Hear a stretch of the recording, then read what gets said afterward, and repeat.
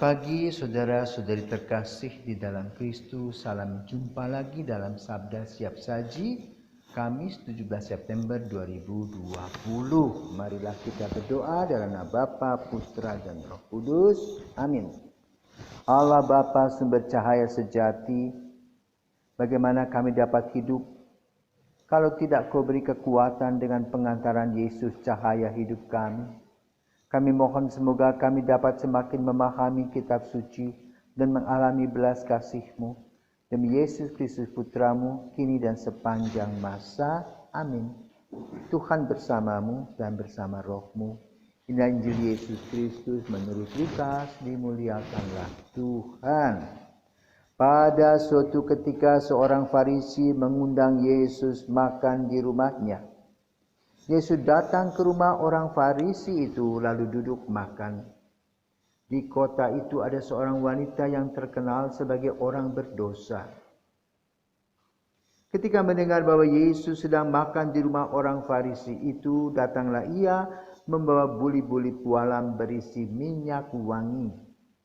Sambil menangis ia berdiri di belakang Yesus dekat kakinya, lalu membasahi kakinya dengan air matanya dan menyekanya dengan rambutnya.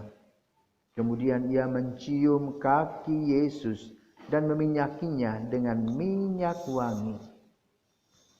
Ketika orang Farisi yang mengundang Yesus melihat hal itu, ia berkata dalam hati, seandainya dia itu nabi, mestinya ia tahu siapakah dan orang apakah wanita yang menjamahnya ini.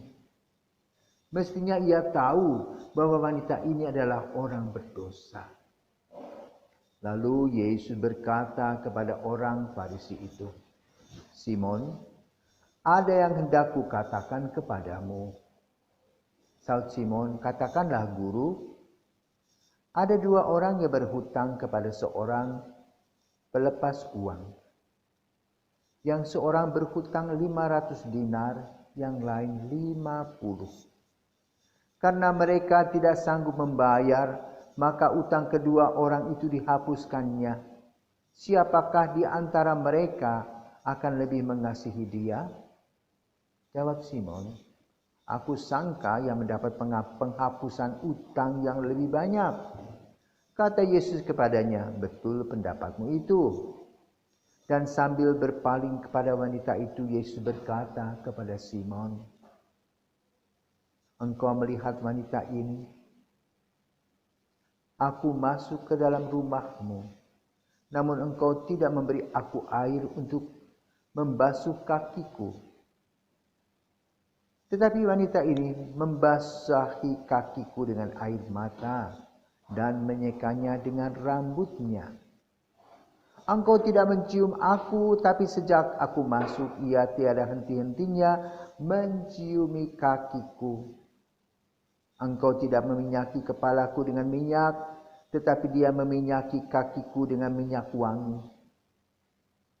Sebab itu aku berkata kepadamu, dosanya yang banyak itu telah diampuni, karena ia telah banyak berbuat kasih.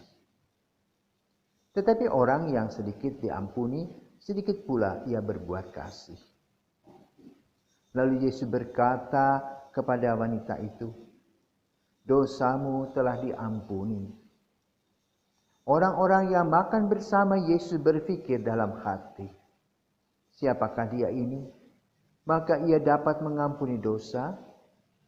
Tetapi Yesus berkata kepada wanita itu, imanmu telah menyelamatkan dikau, pergilah dengan selamat.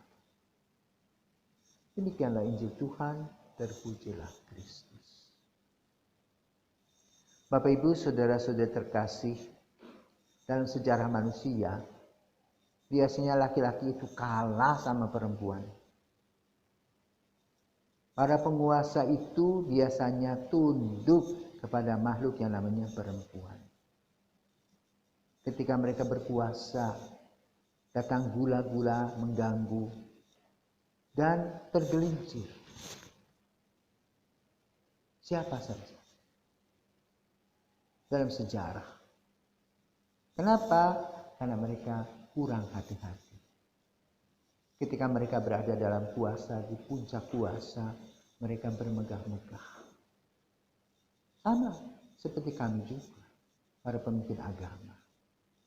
Lupa akan doa. Kesombongan sudah mewarnai langkah-langkah kita. Karena aku berkuasa. Lupa berdoa. Maka tergelincir pula.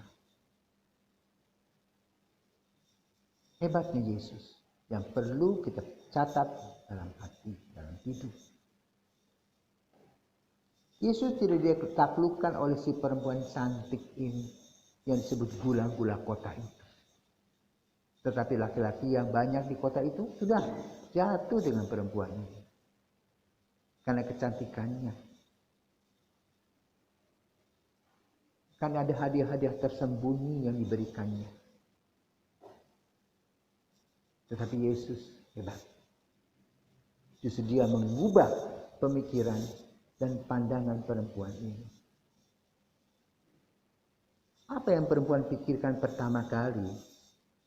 Enak ya, kalau bisa menikmati tubuhnya Yesus yang gagah perkasa, yang baik hati. Dan bisa menguasai dia pada waktunya setelah ditaklukkan dengan memberi tubuhnya. Diberikan kenikmatan, lalu jatuh. Apa saja yang diminta akan diberi. Inilah kelemahan daging manusia. Tapi Yesus tidak, justru dialah yang mengalahkan perempuan ini, menaklukkan perempuan ini. Dari berdosa masuk dalam pertobatan.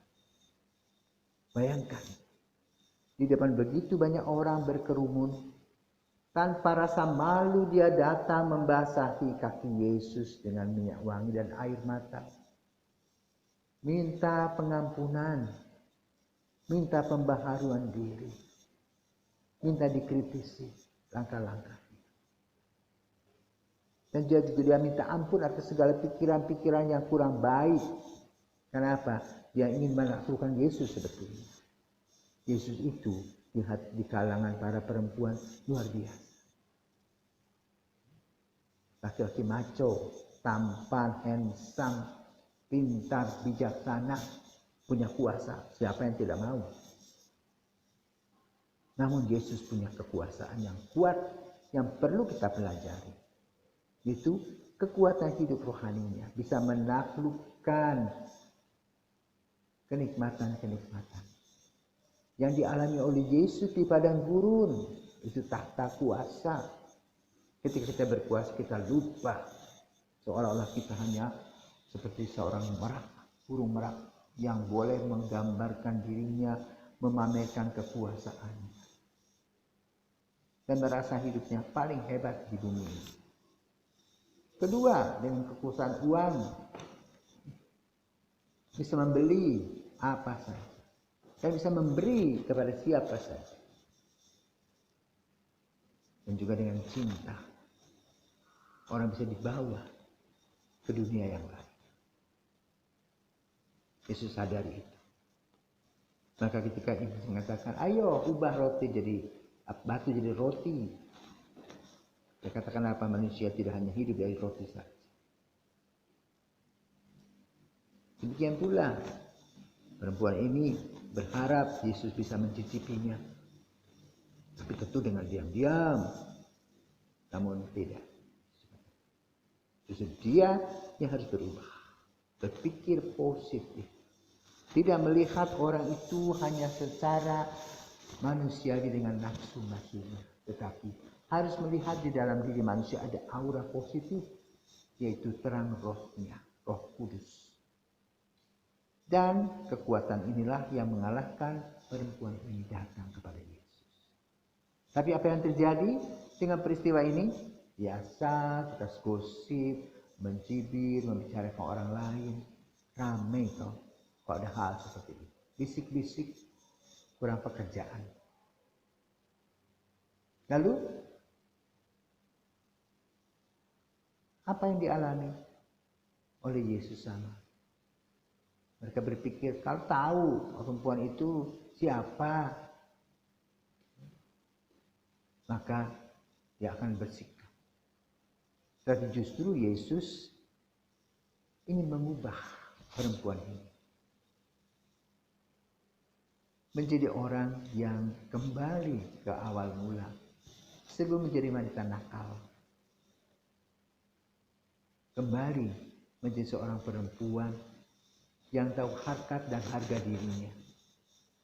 Apa harkat dan martabat seorang wanita?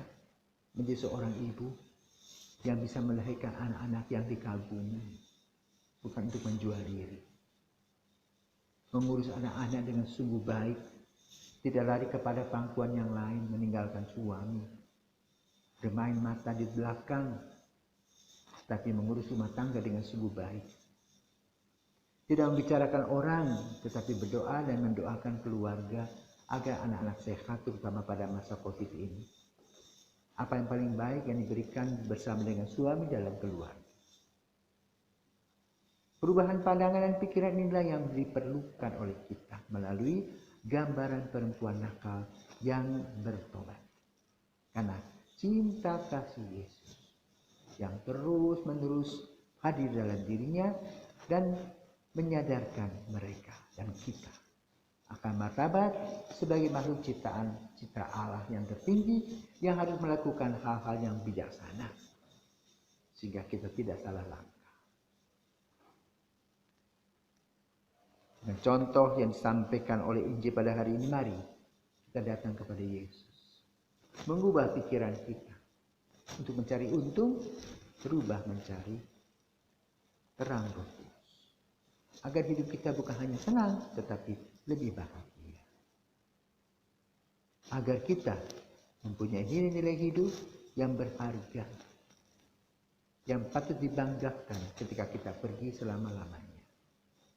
Menjadi sebuah kenangan dan juga sebagai satu kekuatan bagi yang hidup.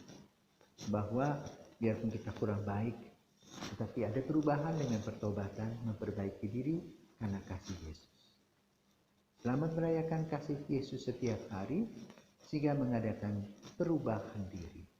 Dari berdosa menjadi orang yang bertobat, dari orang yang tidak paham menjadi orang yang mengerti, dari orang yang suka ribut, tetapi memberikan kepada semua orang rasa damai dan nyaman. Selamat beraktivitas. Tuhan memberkati. Mari kita berdoa. Allah Bapa, sumber belas dan cinta kasih, kami bersyukur atas belas kasih-Mu yang telah menghidupkan harapan baru di dalam hati. Kami mohon ajarilah kami menaruh cinta kasih kepada siapapun yang kami jumpai di mana saja. Demi Kristus Tuhan dan Pengatara kami, kini dan sepanjang masa. Amin.